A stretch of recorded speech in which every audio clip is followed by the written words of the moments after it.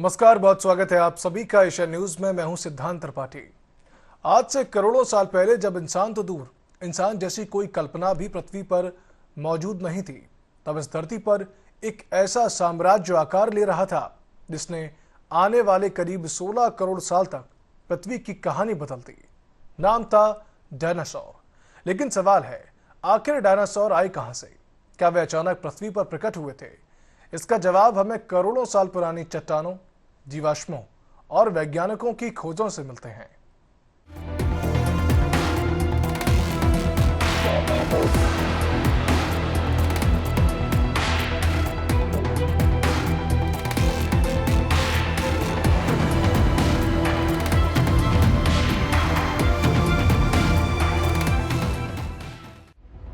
कहानी शुरू होती है लगभग 23 करोड़ साल पहले, ट्राइसिक काल में। उस समय पृथ्वी आज जैसी बिल्कुल नहीं थी। दुनिया के लगभग सभी बड़े भूभाग एक विशाल महाद्वीप के रूप में जुड़े हुए थे। पेंजिया, एक तरफ विशाल भूभाग, दूसरी तरफ बेहद गर्म और कई जगहों पर सूखा वातावरण। जंगल थे, लेकिन आज के जंगलों जैसे नहीं। उस दौर में कोनिफर, फर्न और दूसरी प्राचीन वनस्पतियां आम थीं। और इसी दुनिया में दूसरे कई सरीसृपों के बीच कुछ छोटे छोटे जीव धीरे धीरे एक नई इवोल्यूशनरी कहानी लिख रहे थे। ये शुरुआती डायनासोर थे। शुरुआती डायनासोर टी-रेक्स या ब्रैकियोसॉरस जैसे विशाल नहीं थे। इनमें से कई आकार में अपेक्षाकृत छोटे, हल्के और तेज दौड़ने वाले थे। कुछ 2 पैरों पर चलते थे। उनके शरीर की बनावट ऐसी थी कि वे तेजी से दौड़ सकते थे और अपने समय के दूसरे शिकारी या प्रतिद्वंदियों से बच सकते थे। शुरुआती डायनासोरों में हेरिरासोरस और कोइलोफाइसिस जैसे नाम सामने आते हैं। इन जीवों ने उस समय की दुनिया में कोई विशाल साम्राज्य एक दिन में नहीं बनाया।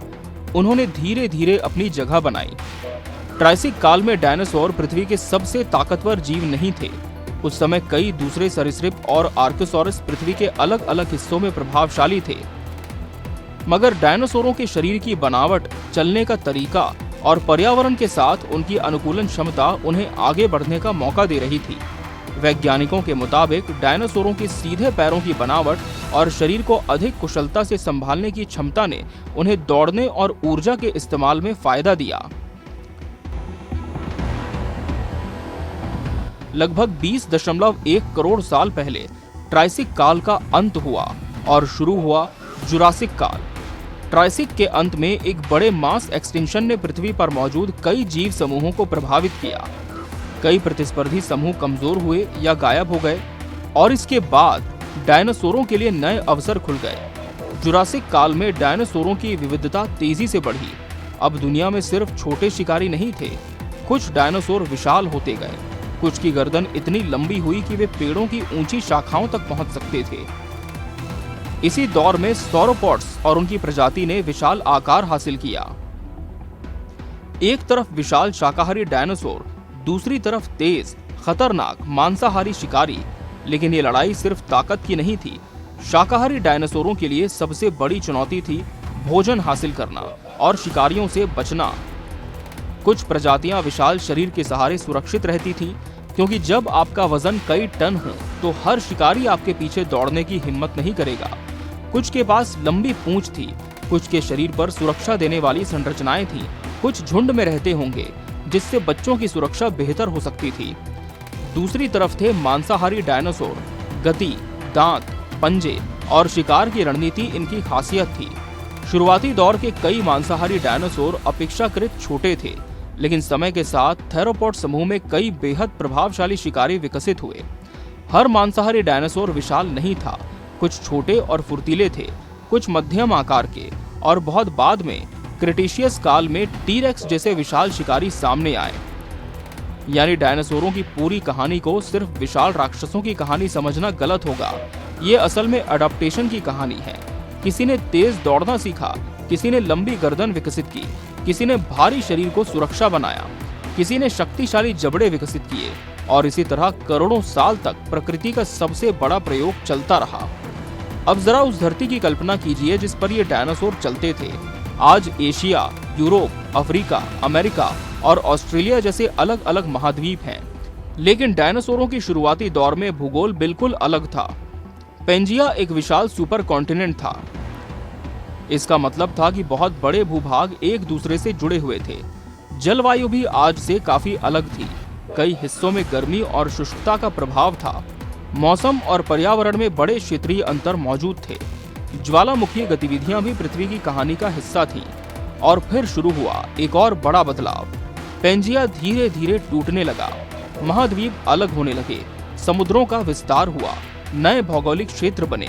और जैसे जैसे भूगोल बदलता गया, वैसे वैसे जीवों के विकास की परिस्थितियां भी बदलती गईं। यानी डायनासोरों का विकास केवल जंगलों और शिकार की कहानी नहीं थी, ये पृथ्वी के बदलते भूगोल और जलवायु की कहानी भी थी। हम डायनासोरों के बारे में जो कुछ जानते हैं उसका बड़ा हिस्सा जीवाश्मों से आता है। हड्डियां हमें शरीर की बनावट बताती हैं, पैरों के निशान हमें चलने और दौड़ने के बारे में संकेत देते हैं, और कभी कभी त्वचा या पंखों के निशान भी वैज्ञानिकों को बेहद महत्वपूर्ण सुराग देते हैं। कुछ डायनासोरों के समूह में रहने के प्रमाण मिले हैं। इससे ये संभावना मजबूत होती है कि कम से कम कुछ प्रजातियां सामाजिक व्यवहार करती थीं। लेकिन हर डायनासोर झुंड में रहता था, ऐसा कहना सही नहीं होगा। उनकी जीवन शैली प्रजाति और पर्यावरण के अनुसार अलग अलग रही होगी। किसी के लिए अकेले रहना बेहतर था, किसी के लिए समूह में रहना, किसी को बड़े पेड़ों की वनस्पति चाहिए थी, किसी को छोटे जीवों का शिकार। और यही विविधता डायनासोरों की सबसे बड़ी ताकत बनी। अगर पृथ्वी के पूरे इतिहास को एक साल की कैलेंडर में समेट दें, तो इंसान की कहानी उस कैलेंडर के बिल्कुल आखिरी हिस्से में दिखाई देगी। डायनासोरों का उदय लगभग 23 करोड़ साल पहले हुआ, और आधुनिक इंसान, हमारी प्रजाति की कहानी उसके मुकाबले बेहद हाल की है। इसका मतलब ये है कि डायनासोरों ने पृथ्वी पर इतना लंबा समय बिताया कि मानव सभ्यता की पूरी कहानी उनके सामने लगभग एक पल जैसी लगेगी।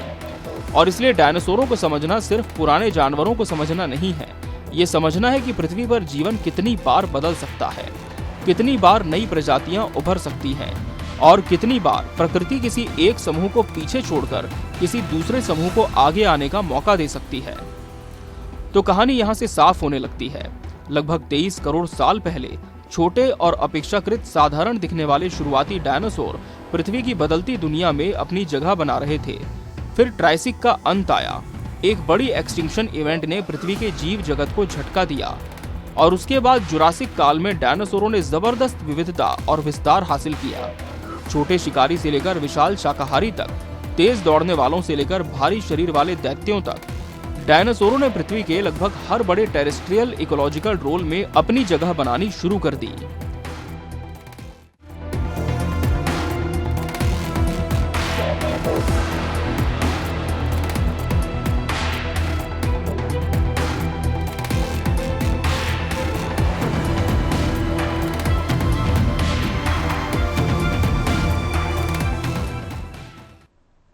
कल्पना कीजिए, आप करीब 6 करोड़ 80 लाख साल पहले पीछे पहुंच गए हैं। आपके सामने कोई शहर नहीं है, कोई सड़क नहीं है, कोई इंसान भी नहीं है। धरती पर विशाल शाकाहारी डायनासोरों के झुंड घूम रहे हैं। जंगलों में छोटे शिकारी अपने शिकार की तलाश कर रहे हैं। आसमान में उड़ने वाले सरीसृप मंडरा रहे हैं, और समुद्रों में ऐसे शिकारी तैर रहे हैं जिनका आकार आज के किसी भी समुद्री जीव को चुनौती दे सकता है। यह वह दौर था जब डायनासोर पृथ्वी के सबसे बड़े सितारे थे। लेकिन इस साम्राज्य में जिंदगी आसान नहीं थी। हर दिन एक संघर्ष था। किसी के लिए भोजन की तलाश, किसी के लिए शिकारी से बचना, और किसी के लिए अपने बच्चों को जिंदा रखना। यही थी डायनासोरों की दुनिया। नाम टायरेनोसोरस रेक्स, मतलब टायरेंट लिजर्ड किंग, यानी अत्याचारी छिपकली का राजा। लेकिन टीरेक्स के बारे में सबसे दिलचस्प बात उसका विशाल आकार नहीं था। ये एक बेहद शक्तिशाली शिकारी था। लगभग 12 मीटर तक लंबा और कई टन वजन वाला टीरेक्स अपने विशाल सिर और मजबूत जबड़ों के लिए जाना जाता है। इसके दांत मोटे और मजबूत थे, ऐसे दांत जो मांस और हड्डी दोनों पर भारी दबाव डाल सकते थे। लेकिन यहाँ एक सवाल है, क्या टीरेक्स सिर्फ ताकत के भरोसे शिकार करता था? जरूरी नहीं। शिकार करने वाले किसी भी बड़े जीव के लिए सिर्फ ताकत काफी नहीं होती।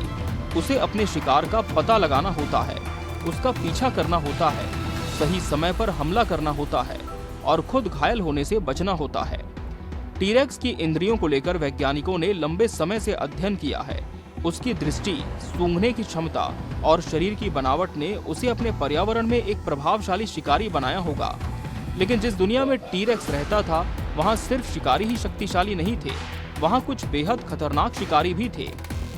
ट्राइसेरेटॉप्स के 3 सींग थे, 2 बड़े सींग आंखों के ऊपर और एक छोटा सींग नाक के ऊपर। इन सींगों का इस्तेमाल किस तरह होता था, इस पर वैज्ञानिक अध्ययन करते रहे हैं। इनका संबंध बचाव, आपसी संघर्ष या प्रदर्शन जैसे व्यवहारों से हो सकता है।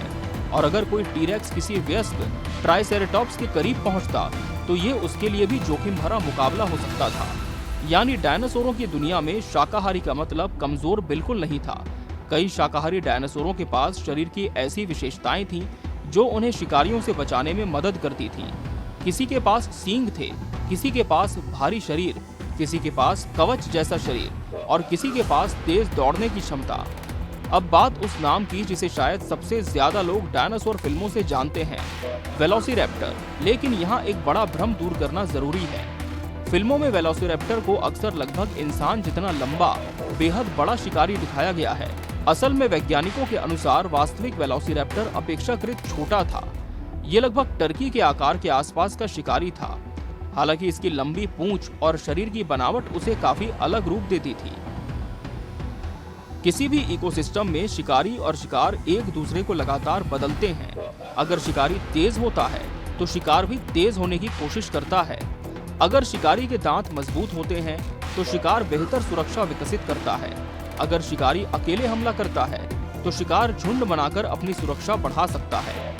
इसे आप करोड़ों साल पुरानी इवोल्यूशनरी आर्म्स रेस कह सकते हैं। कुछ डायनासोरों के लिए सबसे अच्छा बचाव था दौड़ना, कुछ के लिए विशाल शरीर, कुछ के लिए सींग और कवच और कुछ के लिए झुंड।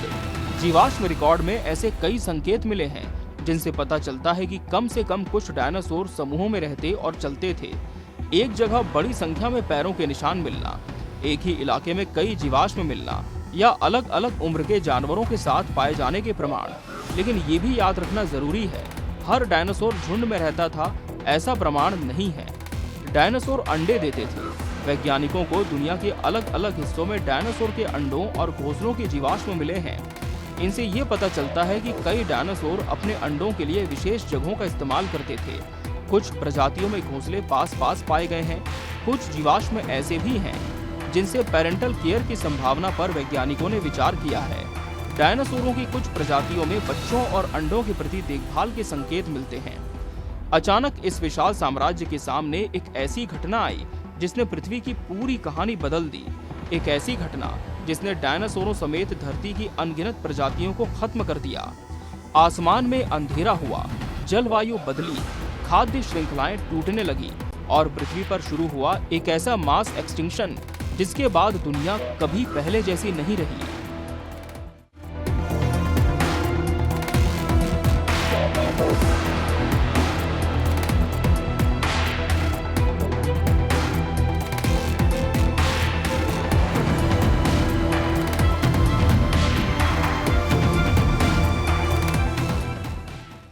करीब 6 करोड़ 60 लाख साल पहले धरती पर डायनासोरों का साम्राज्य अपने चरम पर था। करोड़ों साल से ये जीव पृथ्वी के अलग अलग हिस्सों में मौजूद थे। किसी ने जंगलों पर राज किया, किसी ने खुले मैदानों में झुंड बनाए, किसी ने शिकार किया और किसी ने अपने अंडों से अगली पीढ़ी को जन्म दिया। लेकिन फिर एक दिन ऐसा आया जिसने पृथ्वी की कहानी हमेशा के लिए बदल दी। एक ऐसी घटना हुई जिसने सिर्फ डायनासोरों को नहीं बल्कि पृथ्वी पर मौजूद जीवन की पूरी व्यवस्था को ही हिला दिया। जंगलों में जीवन सामान्य तरीके से चल रहा है। एक तरफ शाकाहारी डायनासोर वनस्पतियां खा रहे हैं, दूर कोई शिकारी अपने अगले भोजन की तलाश में है। आसमान में पिटेरोसॉर्स उड़ रहे हैं और फिर आसमान में एक ऐसी चीज दिखाई देती है जिसका पृथ्वी के किसी जीव ने शायद पहले कभी सामना नहीं किया था। एक विशाल क्षुद्रग्रह ये पृथ्वी की ओर बढ़ रहा है और इसकी रफ्तार इतनी तेज है कि इंसान की कल्पना से भी परे है। लगभग 6 करोड़ 60 लाख साल पहले ये आज के मेक्सिको के युकातान प्रायद्वीप के पास पृथ्वी से टकरा गया। ये कोई सामान्य टक्कर नहीं थी, ये एक वैश्विक तबाही की शुरुआत थी। भयंकर शॉक वेव्स, भूकंपीय गतिविधि, वातावरण में भारी मात्रा में धूल और मलबा और आग, टक्कर के आसपास का इलाका तबाह हो गया। लेकिन असली संकट सिर्फ उस जगह तक सीमित नहीं था। मलबा और गैसें वातावरण में पहुंची, दुनिया के कई हिस्सों में आग फैलने की संभावना बनी और फिर आया वो बदलाव जिसने पूरी फूड चेन को प्रभावित किया। सूरज की रोशनी कम होने लगी, वायुमंडल में मौजूद धूल और अन्य पदार्थों ने सूर्य के प्रकाश को रोक दिया। तापमान में बदलाव आया, पौधों की ग्रोथ प्रभावित हुई और जब पौधे कम हुए तो शाकाहारी जीवों के सामने भोजन का संकट खड़ा हो गया। और जब शाकाहारी जीव कम हुए तो मांसाहारी जीवों के लिए भी भोजन की कमी होने लगी। पूरी खाद्य श्रृंखला हिल गई। वैज्ञानिक प्रमाणों से पता चलता है कि आधुनिक पक्षी थेरोपॉड डायनासोर्स के वंश से आए हैं, यानी जिस समूह में टीरेक्स भी शामिल था, उसी व्यापक इवोल्यूशनरी शाखा में आगे चलकर पक्षियों का विकास हुआ। ये रिश्ता सिर्फ एक अनुमान नहीं है। हड्डियों की बनावट, कंकाल की संरचना, अंडे, घोंसले, पंखों के जीवाश्म और कई अन्य एनाटॉमिकल फीचर्स, इन सब ने वैज्ञानिकों को इस संबंध को समझने में मदद की है। और जब आप किसी पक्षी को जमीन पर चलते देखते हैं तो ध्यान से देखिए, उसके पैरों की बनावट, शरीर का संतुलन और कई स्केलेटल फीचर्स आपको डायनासोरों की बहुत पुरानी कहानी की याद दिला सकते हैं। कभी डायनासोरों को सिर्फ खुरदरी त्वचा और विशाल दांतों वाले सरीसृप के रूप में देखा जाता था, लेकिन जीवाश्मों ने इस तस्वीर को बदल दिया। कुछ थेरोपॉड डायनासोर्स के शरीर पर पंख या फेदर लाइक स्ट्रक्चर्स होने के प्रमाण मिले हैं। इसका मतलब ये नहीं है कि हर डायनासोर पंखों वाला था, लेकिन इससे एक बात साफ हुई, डायनासोरों की दुनिया पहले की हमारी कल्पना से कहीं ज्यादा विविध थी।